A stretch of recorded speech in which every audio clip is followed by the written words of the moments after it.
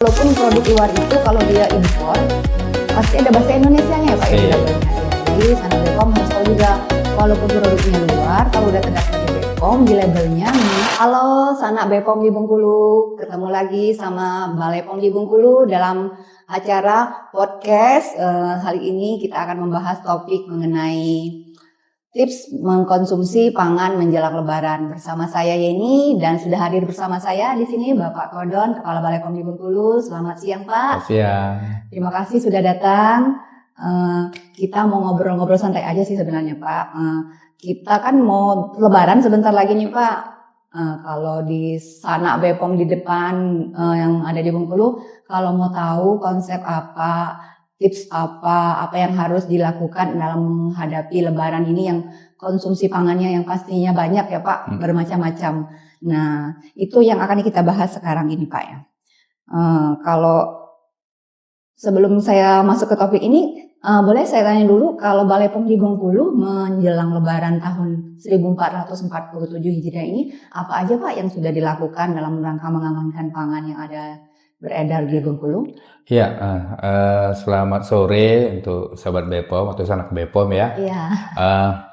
Kalau untuk Balai Pom di Bengkulu dalam hal pengawasan pas Ramadan, dalam rangka Ramadan ini kita punya kegiatan yang namanya intensifikasi pangan. Ya. Jadi intensifikasi pangan itu kita buat dalam dua kategori, yaitu yang pertama intensifikasi pangan olahan, yang memang mereka kita periksa itu adalah di sarana distribusi, sarana retail maupun sampai sarana pergudangan. Nah, kemudian yang kedua adalah kita juga ikut memeriksa dan melakukan pengawasan di pasar Ramadan atau pasar takjil. Oh ya, jadi orang Bengkulu pembukuan ya. Iya, benar. Jadi kita lakukan pengawasan dan langsung uji cepat di situ, di mana titik-titik di Kota Bengkulu cukup banyak, yaitu ada di Blue Point, kemudian ada di Barendo, ada Balai Buntar, ada Pasar Kuto, banyak lah. Nah, jadi itu kita lakukan pengawasan supaya memberikan jaminan kepada masyarakat ya mereka melakukan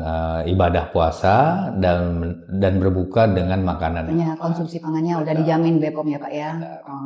Kemudian Pak, tadi kan topik kita tentang bagaimana konsumsi pangan aman menjelang Lebaran. Ya. Nah, mungkin Sanak Bepom di sini mau tahu kalau pangan itu dikatakan aman apa tuh Pak definisinya Pak? Apa aja? Oh iya, jadi pangan itu dikatakan aman apabila dia bebas. Bebas dari apa? Ya, bebas dari 3 hal. Pertama, bebas dari bahan ataupun cemaran kimia. Kemudian bebas dari cemaran biologi. Kemudian bebas dari cemaran fisik. Apa itu cemaran kimia yang selalu sering ada ditemukan di makanan itu bisa saja mana tahu menggunakan rodamin, menggunakan formalin, metanin yellow, jadi borak seperti itu. Nah, itu adalah merupakan cemaran kimia. Kemudian ada lagi cemaran fisik. Nah, ini Sanak Bepom kita ambil contoh misalkan lemper nih. Nah, lemper biasa kan atau dibungkus kemasannya daun, ada tusuk. Biasa kan pakai tusuk lidi. Nah, sekarang kan udah pakai staples ya. Orang Bengkulu ngomongnya necis. Necis. Jadi itu juga bisa dikategorikan bahaya fisik. Oh iya, kalau ketelan ya Pak ya. Ketelan bahaya kan. Nah, kemudian juga bahaya fisik lainnya adalah misalkan kerikil, batu, rambut, potongan kuku. Nah, itu biasa ditemukan karena ada berarti di proses pengolahan yang kurang bersih seperti itu. Baru yang ketiga, ini yang barang organis, artinya adalah mikro ya, di mana makhluk hidup yang tidak bisa kita lihat, makhluk halus. Tapi bukan hantu ya. Kan nanti pikirannya pula hantu pula bukan. Dari makhluk halus, mikrobiologi yang bisa menyebabkan penyakit, contohnya E. coli, Staphylococcus dan lain-lain seperti itu. Jadi sakit perut ya Pak. Jadi harus bebas dari 3 itu. 3 ya Pak bahayanya. Maka apabila dia bebas bahaya fisik, bahaya kimia, bahaya mikrobiologi, maka dikategorikan pangan itu aman. Iya, baik Sobat Sanak Bepom ya Pak ya. Itu tadi yang sudah disebutkan sama Pak Kodon bahwa pangan itu aman kalau udah bebas dari 3 bahaya itu ya. Nah, jadi nanti sebelum mengkonsumsi pangan, Sanak Bepom harus tahu dulu kita harus makanannya tuh harus bebas dulu dari 3 bahaya itu. Kemudian kalau Sanak Bepom mau tanya juga Pak, misalnya saat ini udah pernah dijadikan laksanakan intensifikasi pangan. Apa aja Pak temuan yang udah ditemukan oleh tugas BPOM kita di lapangan selama masa Lebaran, Ramadan menjelang Lebaran ini? Iya, khusus untuk pasar Ramadan, syukur alhamdulillah sampai sekarang, dan juga hari ini juga kita ada tim kita tetap turun ke pasar Ramadan. Kita tidak temukan adanya pangan-panganan takjil itu yang mengandung bahan berbahaya yang kita uji secara uji cepat. Jadi yang kata lain, alhamdulillah ya Pak ya, jadi kelihatannya pelaku usaha ada yang membuat kue ataupun makanan tersebut sudah menerapkan keamanan pangan. Jadi syukur. Kalau untuk intensifikasi pangan yang berhubungan dengan retail, yaitu pangan olahan, ya memang masih ada kita temukan produk-produk yang rusak, produk-produk yang kadaluarsa seperti itu. Kemudian ada juga masih yang beredar pangan yang tanpa izin edar. Itu masih kita temukan. Namun sudah dalam jumlah kecil, artinya secara statistik ya kan dari tahun ke tahun tetap sudah menurun. Oh, berarti si pelaku usaha kita juga udah sadar ya Pak sadar, ya. Berarti harus mendistribusikan pangan yang ada BPOM-nya, terus yang nggak kadaluarsa ya Pak ya. Oke. Nah, kalau kita udah tadi kan Pak punya pengetahuan tentang bagaimana yang dikatakan pangan aman, terus sarana distribusi kita juga udah aman, udah menjual pangan yang udah terdaftar di BPOM, nggak rusak, nggak kadaluarsa. Nah, kalau untuk sanak BPOM sekarang nih Pak, kan udah mau menjelang Lebaran, apa aja tipsnya Pak kira-kira yang harus Bapak kasih informasi ke sahabat BPOM menjelang Lebaran itu gimana mengkonsumsi pangan yang aman? Tipsnya apa aja Pak? Tipsnya simpel saja. Dari Badan POM selalu ada kita sampaikan ya. Jargon utama kita adalah ceklik ya. Oh iya, ceklik, benar-benar. Ada ceklik. Cek apa? Cek kemasan, cek label, cek izin edar, cek kadaluarsa. Jadi sahabat BPOM ataupun sanak BPOM yang kita hormati, jadi apabila kita terapkan ceklik itu, paling tidak sudah mengamankan kita dari produk-produk pangan olahan yang nanti bisa menyebabkan kita merasa dirugikan. Jadi kalau cek apa dulu?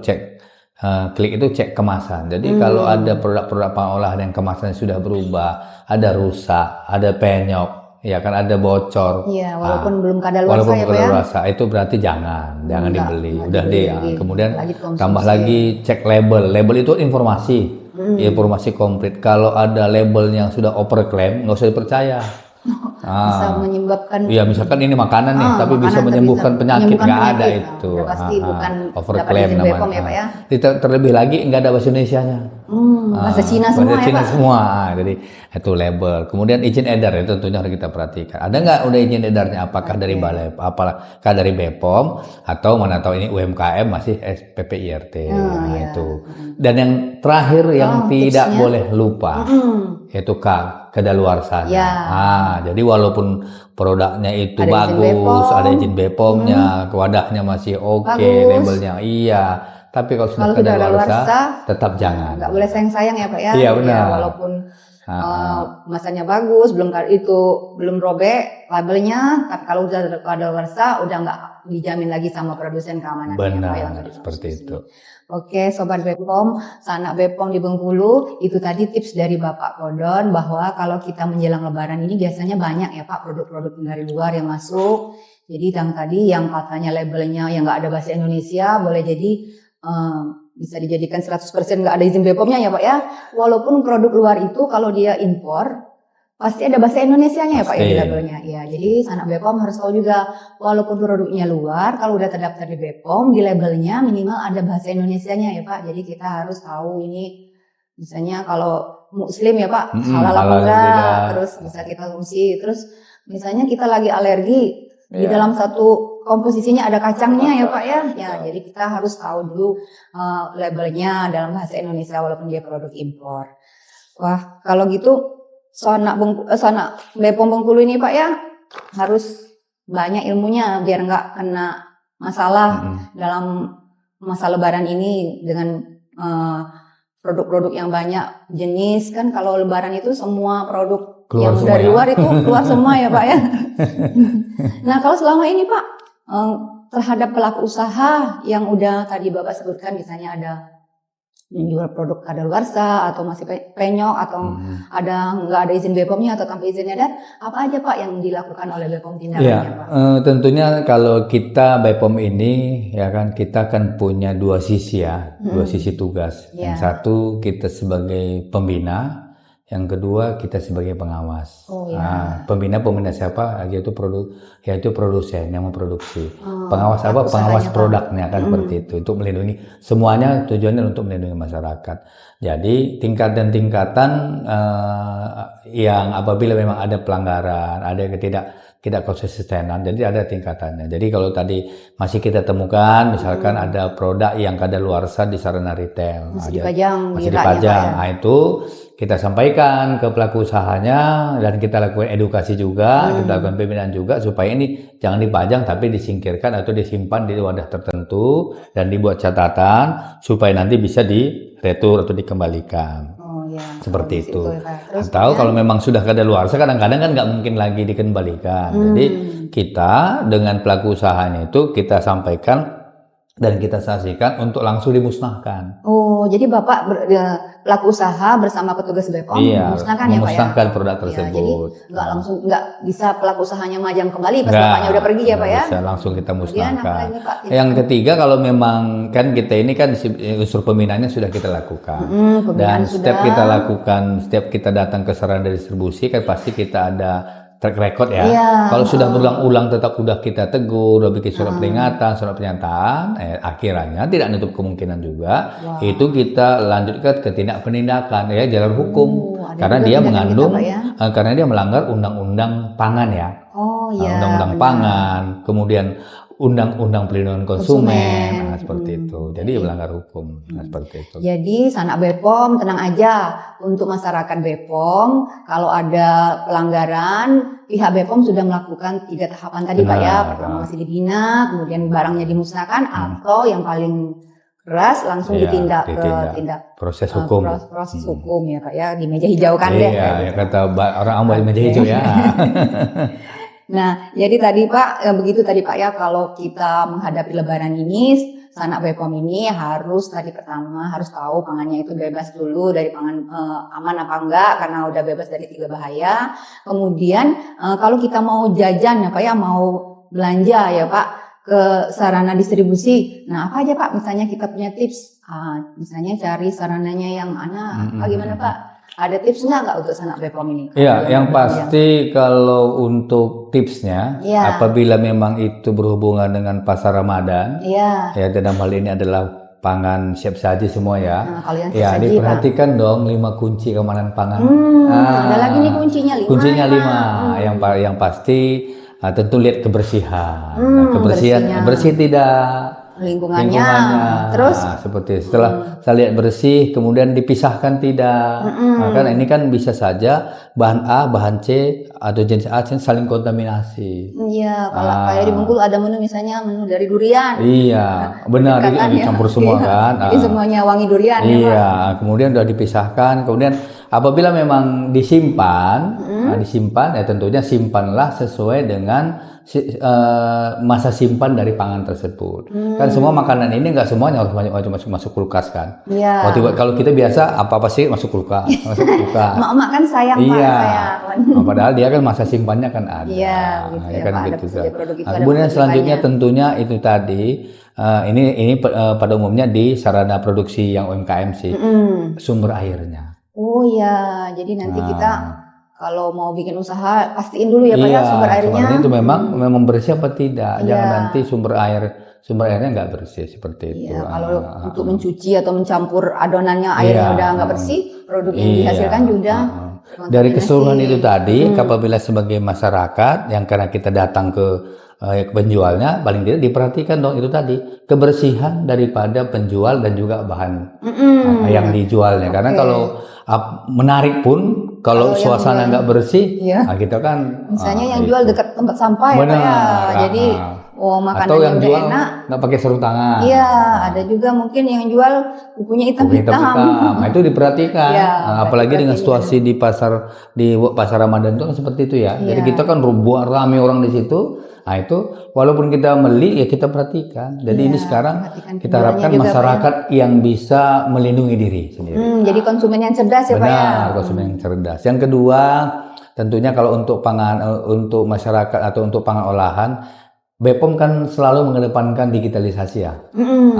Jadi teman sanak BPOM Ya, untuk Sanak BPOM kalau mau cek produknya. untuk mengecek produknya apakah itu masih udah terdapat atau tidak kan bisa kita punya BPOM mobile. Nah, betul. Silakan Sanak BPOM harus download ya Pak ya. Iya, download. Baru nanti datang ke sarana retail, tinggal scan aja, scan barcode set. Canggih sekarang Pak ya. Terdaftar Ambil enggak? handphone, Iya. langsung cek. Lengkap di situ dia datanya Oke. seperti itu. Nanti Itu. kalau udah terdaftar gimana tuh Pak? Kalau Di aplikasi kita kalau sudah fiturnya. terdaftar dia akan muncul namanya, kode produksinya, siapa yang produksi, berarti alamatnya di informasinya mana. lengkap ya, Pak? Lengkap. Tapi kalau begitu nggak terdaftar, langsung kita diarahkan ke pengaduan. Nah, jadi kalau ketemu produk pas kita mau jajan di toko ya Pak ya, ketemu pas kita scan pakai aplikasi BPOM Mobile, langsung kita diarahkan ya Pak. Ini Iya. ditemukan produk ini dijual di toko ini ya Pak ya. Benar, Oke. itu. Nah, jadi kita udah dikasih senjata nih sama Badan POM ya Pak ya, Benar. punya aplikasi kita namanya BPOM Mobile. Jadi Sanak BPOM kalau mau jajan, kalau mau belanja di supermarket atau di toko, sebelum membeli ya tadi cek klik dulu Pak ya, terus kemudian bisa di cek klik itu ada aplikasi kita BPOM Mobile untuk mengecek udah terdaftar atau belum di BPOM. Kemudian tadi kalau misalnya Pak, teman-teman kita ini kesulitan ngeceknya karena aplikasi emak-emak kan pada gaptek Pak. Kemana nih Pak kalau Sanak BPOM mau Ya. gimana solusinya Pak? Solusi yang pertama tentunya konvensional ya. Ya. Datang ke kantor. Oh, wah. Main ke kantor Main kita ke Pak kantor ya. kita Jalan Depati Payung Negara Iya. atau di Batanghari. Oh iya, ada 2 kantor Itu kita ya, Pak. Jadi yang pertama, yang kedua kita sekarang kan semua serba medsos sekarang ya. Iya. Boleh menyampaikan ke kanal YouTube boleh. Oh, iya. Ke kanal Facebooknya ada. Facebook kita juga ada Pak ya. IG juga ada. Instagram anak muda semuanya sekarang punya ya, TikTok Pak ya. juga ada. Oh, TikTok ya. Twitter juga ada, silakan di situ. Atau juga bisa melalui kanal pengaduan WhatsApp kita. Nah, BPOM juga udah punya WhatsApp ya Punya Pak ya. WhatsApp. Jadi WhatsApp kita bagi ke masyarakat, nggak ada rahasia. Jadi ada di 0811 0811 7389 7389 062. 062. Jadi Sanak BPOM, pokoknya kalau ada yang susah daftar, susah mencari produknya udah terdaftar atau belum di BPOM, langsung nanti WA atau telepon boleh ya Pak ya? Boleh. Ke 08117389 062. Aduh, senangnya ini Sampai Sanak hafal BPOM. nomornya ya? Iya, Pak, karena selalu disebut ya Pak ya. Iya, berarti informasi yang disampaikan ini pada podcast kita ini namanya Pak Sisusi ya, sumber segala informasi. Jadi Sanak BPOM semuanya boleh nanya ke kita bagaimana kita mau mengkonsumsi pangan yang aman. Kemudian kalau ada ketemu pelaku usaha atau produk yang tidak aman boleh melaporkan ke kita. Kemudian kalau kesulitan boleh juga minta bantuan sama unit pengaduan konsumen kita. Kemudian ada lagi nih Pak, Sanak BPOM ini kalau dia mau misalnya nanti ketemu sama pedagang takjil ya Pak menjelang Ramadan ini, masih bulan Ramadan, kalau kemana kita kalau misalnya ragu nih mau dicek produknya ini ada bahan bahayanya apa enggak? Kalau kita langsung datang ke BPOM boleh enggak itu Pak? Atau ada event-event tertentu? Kalau untuk datang ke BPOM boleh. Boleh, artinya Pak, ya? silakan. Tapi tentunya kalau untuk menguji apakah itu memang sebatas identifikasi untuk laboratorium keliling, tentunya ada beberapa syarat-syarat yang harus kita penuhi. Jadi gimana, Pak? Syaratnya sebenarnya maksud saya bukan persyaratan administrasi, bukan. Jadi artinya boleh mengadu, terus sampaikan bahwa produknya, tapi belum tentu nanti produk itu kita yang uji, karena kita harus memastikan bahwa yang kita uji itu memang benar-benar produk yang ada beredar di sana. Jangan sempat nanti kita nggak curiga sama Sanak BPOM, entah mana tuh ada yang sengaja mencampur, Pak, ya kan begitu. Jadi tentunya nanti disampaikan informasi ke kita, nanti kita turun langsung melakukan sampling atau mengambil sampel langsung kita uji. Berarti kita proses pengambilan sampelnya pun harus ada harus prosedurnya ya Pak benar. ya. Nah, Nggak itu bisa langsung Sanak BPOM langsung datang aja sini minta uji. Benar. Nanti kita nggak bisa menjamin bagaimana proses mereka mengambil sampelnya. Oke, jadi nanti tadi Sanak BPOM tadi kan udah dikasih tips kalau kita mau jajan takjil atau mau beli kue lebaran ya Pak ya, kita lihat dulu penjualnya itu bersih, kemudian produknya juga bersih, kemudian nanti apalagi kalau kita tahu dia udah terdaftar kalau untuk industri rumah tangga udah ada PIRT-nya, kalau udah terdaftar BPOM ada BPOM-nya menguji mengeceknya pada aplikasi BPOM Mobile. Kemudian Pak, kalau saran Bapak sebagai Kepala Balai POM nih, misalnya selama ini kegiatan di BPOM apa aja yang udah dilaksanakan yang bisa menjadi pelajaran bagi Sanak BPOM ini kalau menghadapi lebaran yang kayak gini apa yang harus dilakukan Pak? Ya, menghadapi lebaran tentunya karena masa Ramadan dulu ya, masa lebaran seperti ini ya, pada saat kita ikut war takjil, kue lebaran ya Pak? Kue lebaran, jadi tetap itu tentunya tetap diperhatikan sekali bagaimana apakah produk itu dikategorikan aman apa tidak, paling tidak sepenglihatan kita gitu. Jadi harus diperhatikan. FOMO kalau orang sekarang FOMO beli ya Pak.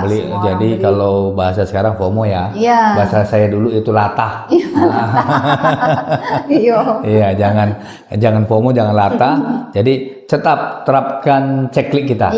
Checklist untuk diri sendiri, tetap terapkan itu supaya benar-benar produk pangan, baik pangan olahan ataupun pangan takjil yang kita beli itu untuk kita konsumsi itu aman. Iya, jadi jangan nanti Sanak BPOM mentang-mentang lebaran semua produk asalkan dia baru dibeli, nggak memperhatikan keamanan, kebersihan, kemudian izin edar BPOM.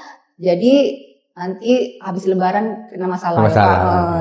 Mending kalau masih habis lebaran, mau lebaran langsung habis konsumsi langsung kena masalah ya. Jangan sampai ya Sobat BPOM. Oke, kayaknya itu saja ya Pak ya. Sobat BPOM, tadi udah disampaikan sama Pak Kodon, Kepala Balai POM kita, bahwa menjelang lebaran ini tips-tips kita untuk mengkonsumsi pangan agar aman itu tadi memastikan produk yang kita makan itu pangannya aman, harus bebas dari 3 bahaya. Kemudian kalau pangannya mau kita beli menjelang lebaran ini produknya udah pakai kemasan ya Pak ya, harus dipastikan dulu ada izin BPOM-nya atau enggak. Terus kalau misalnya produknya kita beli dari UMKM atau PIRT yang ada izinnya PIRT, kita perhatikan juga penjualnya, produknya.